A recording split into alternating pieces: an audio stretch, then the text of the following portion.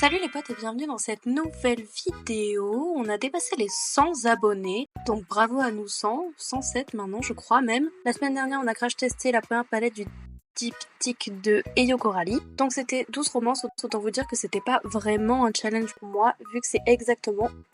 Vu que c'est exactement les couleurs que je porte très souvent, donc ça allait. Mais aujourd'hui on attaque le deuxième volet de cette série et là c'est pas du tout ce que j'ai l'habitude de porter, vraiment pas. Donc comme vous pouvez le voir, j'ai déjà fait mon teint, donc on va pouvoir attaquer direct la palette, mais avant ça, maintenant que les 100 abonnés sont dépassés, tu peux faire partie des 200 premiers. Pour ça il suffit de t'abonner à cette chaîne et de cliquer sur la cloche juste à côté du bouton s'abonner pour ne rater aucune vidéo. J'en sors tous les mercredis et tous les samedis, si tout va bien. C'est mon objectif pour l'année 2024 et pour l'instant je le tiens. Bon écoutez, on est bien parti. Et n'oubliez pas de mettre un pouce à cette vidéo, mais qu'est-ce que je fais avec cette pince en fait? N'importe quoi. Ok c'est parti, on attaque la phase totalement émo. Je dis pas ça juste parce qu'il y a du noir, je dis ça parce que cette vidéo d'Eyo Coralie existe. Donc pour ça, je vais d'abord mettre de la base à paupières, évidemment. Toujours un classique, hein. Donc je pense que je vais commencer par le noir, les deux verts ici, le vert à paillettes et peut-être le noir à paillettes, je sais pas. J'avais pas trop parlé de la qualité des fards dans la première vidéo. J'avais plus parlé d'Eyo Coralie de manière générale parce que tout simplement, les fards, je les connais déjà en fait, c'est des fards beauty.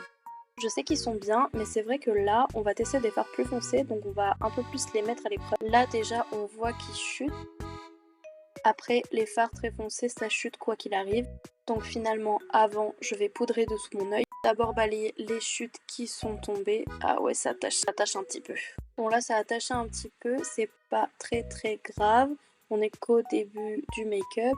Pour poudrer vraiment le dessous de mon œil, je prends un beauty blender que je trempe dans de la poudre libre et je viens tapoter comme ça la poudre. Ça va permettre que les chutes ne s'accrochent pas du tout au teint puisqu'elles restent sur la poudre qu'ensuite on viendra balayer à la fin. Je vais pas rester comme ça. Oui, donc je disais les fards sont très bien, mais c'est vrai que là, vu qu'ils sont très foncés et qu'ils sont pigmentés, ils ont tendance à chuter. Mais ça, un fard foncé qui chute, c'est gage de pigmentation. Il est beau ce noir, il est un peu irisé, j'ai l'impression. Il est pas mat, du coup je le trouve très beau. J'oublie pas le dessous de l'œil évidemment. Niveau rapport qualité-prix, je ressemble à un raton laveur. C'était pas ça la suite de ma phrase, ok on reprend. Niveau rapport qualité-prix, je trouve que les fards Beauty Bay sont les meilleurs sur le marché. C'est un avis personnel, je ne prends pas trop de risques à dire des choses comme ça, mais c'est mon avis en tout cas. On va essayer d'estomper tout ça avec de la couleur. Je pense que je vais mettre le bleu un petit peu en haut et le vert en bas, si vous voulez éviter que ça chute parce que là j'ai pris beaucoup de poudre.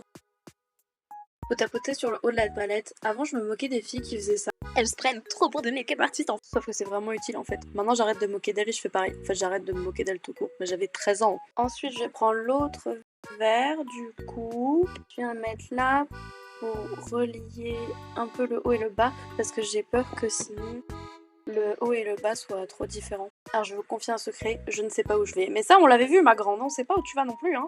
Bon là j'avoue j'essaie de faire croire que je suis Jenny Humphrey, bref.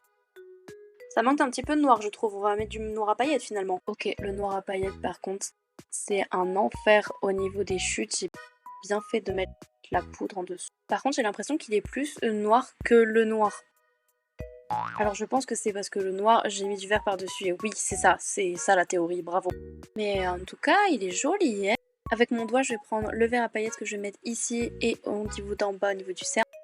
C'est très pas moi quoi. C'est très pas moi, mais je trouve ça très cool en fait, ça change. Et elle a réussi à se mettre du pigment noir sur le nez, super. Maintenant je vais balayer du coup la poudre qui est en trop avec les chutes qui vont avec. Je viens de me rendre compte que c'était de la poudre à paillettes que j'ai utilisée. C'est pas très grave, hein. Vous savez moi au plus il y a des paillettes au plus je suis contente. Pour mettre un petit peu de lumière à ce look, je vais utiliser un fard à paupières liquide. Regardez mon doigt est tout vert, je vais l'essuyer avant de mettre des paillettes partout. J'en mets au milieu de ma paupière et en bas au niveau du cerne. Même pour rajouter un petit peu de...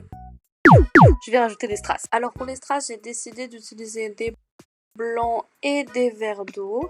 En fait, moi je les stocke dans des petites boîtes à lentilles, c'est très pratique je trouve. Ouais, je vais pas faire un truc symétrique, je vais faire un truc au pif. Je prends de la colle à faux cils et je vais faire des points un petit peu autour. Avec une pince à épiler, je prends les strass et je viens les poser là où j'ai mis le point de colle. Voilà pour les strass. Je voulais mettre des faux cils, mais en fait j'ai un peu la flemme, donc je vais juste me contenter de recourber mes cils et de mettre du mascara. Le petit recourbe cils. Non mais elle a oublié d'enlever la tache qu'elle a sur le nez. Ah bah oui, là c'est mieux. Là où je trouve qu'ils sont bien gérés pour la collection, c'est que je trouve que les 3 palettes, j'inclus aussi sa première palette, se complètent très bien. Ce que je veux dire, c'est que là, on a vraiment 2 harmonies qui sont complètement différentes, mais si jamais on les assemble, on pourrait potentiellement avoir une seule grande palette. Bon, aménager différemment, mais on peut. Et je trouve aussi que les deux, bon, attendez, ça va commencer à devenir compliqué là, complètent très bien celle-là. La regardez, hop, une très grande palette de chez Beauty Bella. Celle-ci compose les tons foncés qui manquaient dans la première, celle-ci les tons moyens et neutres, et la première elle est tons pastel qui complètent le tout.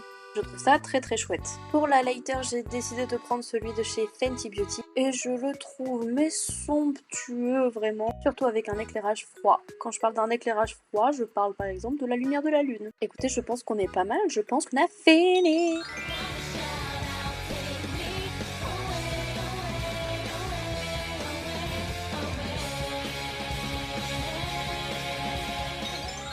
D'avoir regardé cette vidéo, j'espère qu'elle vous a plu. Je fais que me regarder dans le miroir, ça perturbe, j'ai l'impression de pas me reconnaître du tout. Si vous voulez les palettes, je crois que les 2 petites sont encore en vente sur le site de Beauty Bay. La grande, malheureusement, elle était en édition limitée. Oh, mais ça me perturbe vraiment, mais ça change, hein, mais ça perturbe. N'hésitez pas à me suivre sur Insta ainsi que sur Thread et sur TikTok.